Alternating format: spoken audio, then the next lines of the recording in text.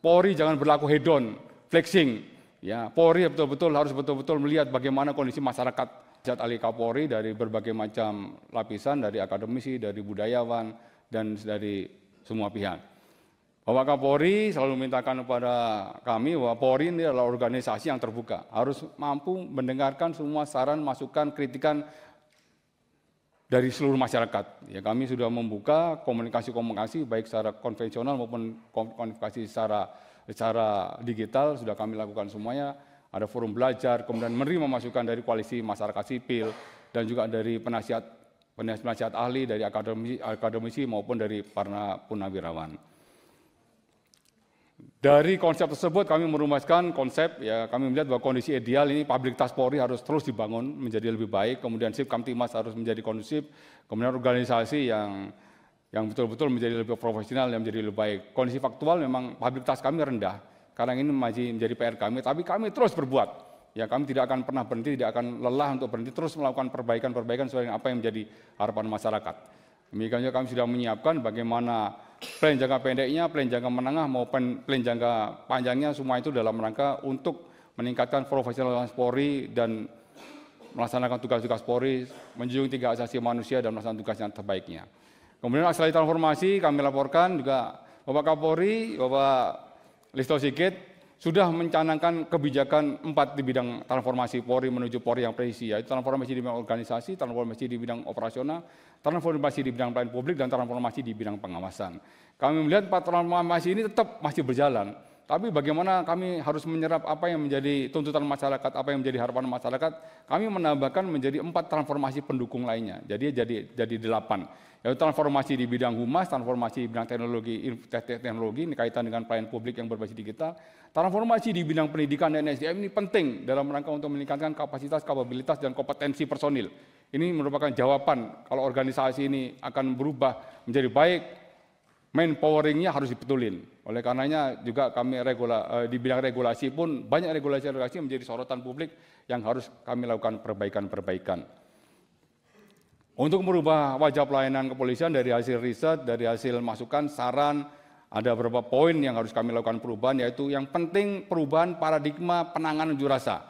Pak Astamaop sudah mempersiapkan bagaimana perubahan paradigma unjuk rasa. Kita komparatif dengan kepolisian Inggris. Kepolisian Inggris nanti akan dipanggil pada saat kegiatan apel Kasatwil tanggal 24 sampai tanggal 26. Kita akan merubah bagaimana perubahan penanganan unjuk rasa yang betul-betul soft approach, melayani, dan menjunjung tinggi hak asasi manusia. Publik kami, etalasi pelayanan publik kami itu ada di SPKT. Oleh karena pelayanan publik ini bagian terpenting harus kami lakukan perubahan-perubahan.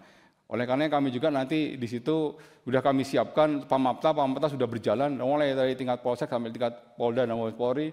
Kemudian akselerasi transformasi di bidang kualitas birokrasi dan pelayanan publik ini juga bagian terpenting harus kami lakukan reformasi, yang juga kehadiran polisi di tengah-tengah masyarakat, di mana polisi sebagai problem solver adalah patroli dialogis presisi. Ini dalam rangka untuk menjaga harkam tipmas dan berkomunikasi aktif apa yang menjadi aspirasi masyarakat bisa diserap oleh kepolisian.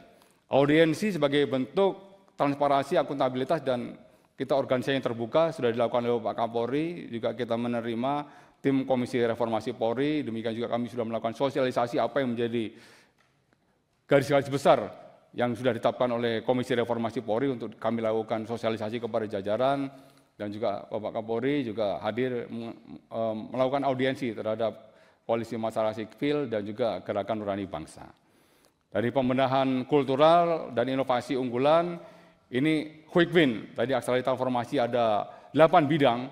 Di quick win, ini capaian cepat dari hasil riset-riset yang sudah kami lakukan. Ini yang dikehendaki masyarakat. Polri jangan berlaku hedon, flexing. Ya, Polri harus betul-betul melihat bagaimana kondisi masyarakat secara objektif.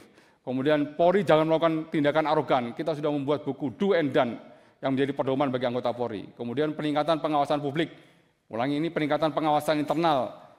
Ini yang dikeluhkan masyarakat. Kenapa terjadi arogansi? Kenapa terjadi perilaku-perilaku menyimpang, abuse of power? Pengawasan kita kurang kuat. Oleh penguatan pengawasan bagian daripada quick win yang harus kami lakukan. Whistleblower system ini juga merupakan quick win yang harus kami lakukan. Kemudian pelayanan publik, ini juga hal yang paling pokok, fundamental.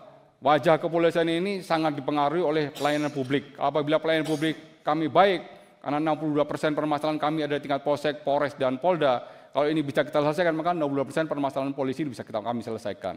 Di bidang SPKT dan laporan masyarakat, lambatnya quick response time standar PBB itu di bawah 10 menit, kami masih di atas 10 menit. Ini juga harus kami perbaiki. Kemudian optimalisasi pelayanan publik berbasis digital adalah 110.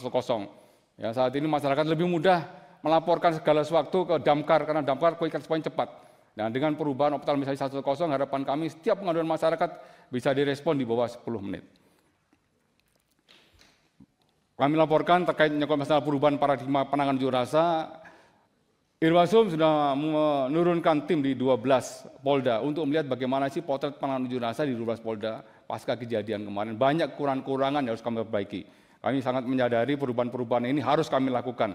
Dari paradigma menghadapi massa menjadi melayani massa, karena massa yang menyampaikan aspirasinya ini merupakan suatu bentuk wujud demokrasi yang harus betul-betul kami jaga.